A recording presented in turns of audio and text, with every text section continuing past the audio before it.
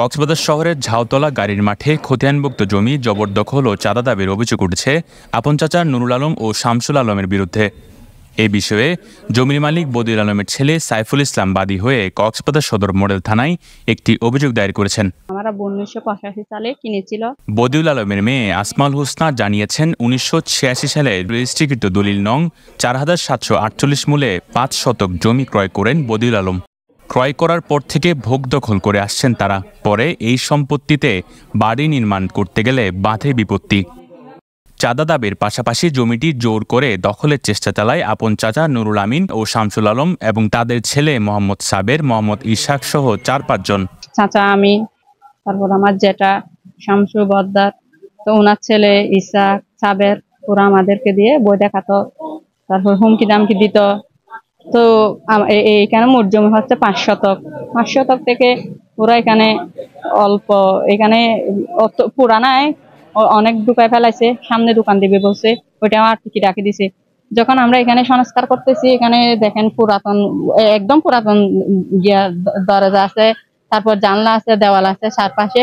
তখন ওরা আমাদেরকে ওরা আমাদের কাছ থেকে চাওয়া দাবি করতেছে, 32 লাখ টাকা দাও, আজকে এসে বলছে 80 লাখ টাকা দাও।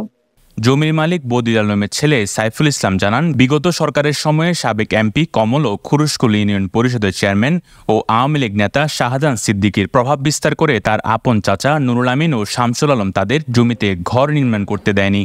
সে বারবার চেষ্টা করলেও আওয়ামী লীগের প্রভাব বিস্তার করে মেরে ফেলার হুমকিও দিয়েছিল। ভুক্তভোগীরা জানান, তাদের ক্রয়কৃত জমির 16 করা থেকে 7 করা জোরপূর্বক দখল করে আওয়ামী লীগের প্রভাব বিস্তার করে ঘর নির্মাণ করে নুরুল আলম, যার পর্যাপ্ত ডকুমেন্টস রয়েছে তাদের। তারা দাবি করেন, ছাত্র আন্দোলনের মুখে আওয়ামী লীগ সরকারের পতন হলেও এখনও তাদের জমি দখল করে রাখতে চায় আওয়ামী লীগ নেতা নুরুল আলম, যার কারণে এখনও বারবার হুমকি ধুমকিও বাধা দিচ্ছেন। এমনকি গণমাধ্যমে মিথ্যা অপপ্রচার চালাচ্ছে বলেও দাবি করেন তারা।